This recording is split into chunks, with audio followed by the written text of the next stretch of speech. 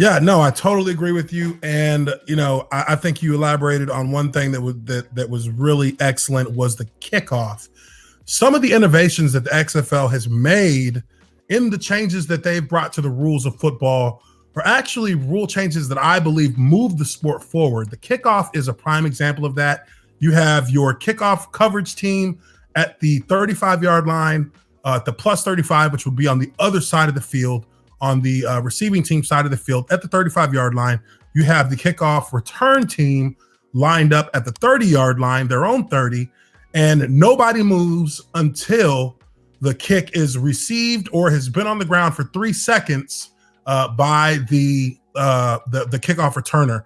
Now, one thing that I foresee coming along with how they're doing this kickoff, the way that they've now changed the kickoff and evolved it, is that you can actually start implementing different styles of blocking schemes. Now, there are blocking schemes on the run in the traditional kickoff return setup, but with this new setup that they have, I mean, you can start pulling guys from the right side of the field to the left side of the field. You can pull guys from the middle to the sidelines, try and create more lanes for the returner to run through with actual tactics that are more closely tied to the run game itself that you would usually see within the offense.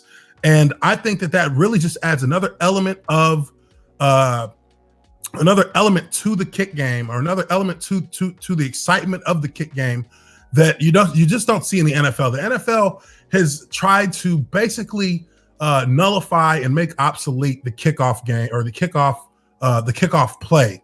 What used to be, a beautiful train wreck in the NFL is now just a monotonous play that's just a going through the motions kind of play. I think that what the XFL has done is brought this back to a more exciting level. I think it's something that people definitely, that the NFL should definitely, like you said, adopt this into their league. But also another part of the game that I think that they've changed that is really does move the game forward is the extra point.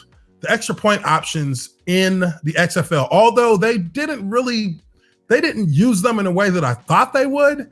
I thought when you have these options after a touchdown, instead of taking the extra point kick, you get an option to run a 2-point conversion or a 1-point conversion play from the 2-yard line, a 2-point conversion play from the 5-yard line, and a 3-point conversion play from the 10-yard line. As somebody who played the game, I look at the situation like that and I say, that's pretty awesome, right? If I were a coach, I would be going for 3 points every single time for a couple of reasons. One, you're at the 10-yard line, gives you the ability to open up your playbook a little bit more, gives you the ability to stretch the field a little bit. You can put out 3-4 wide receivers out there and still have the ability to drop back and get a decent route to throw the ball into the end zone. So you're really working with about 20 yards of space. And instead of it allows you to be more creative. You can use reverses, you can use screens, things of that nature. I saw a lot of teams just going for 1 point, which really struck me as odd, because that is the least even though you look at the statistics from the NFL and it says 50% success rate for a 2-point conversion from the 2-yard line. In the XFL, you have a 2 and a 3-point option, and everybody knows, even though you're at the 2-yard line, 2 yards is probably harder to gain than 10 in that part of the field.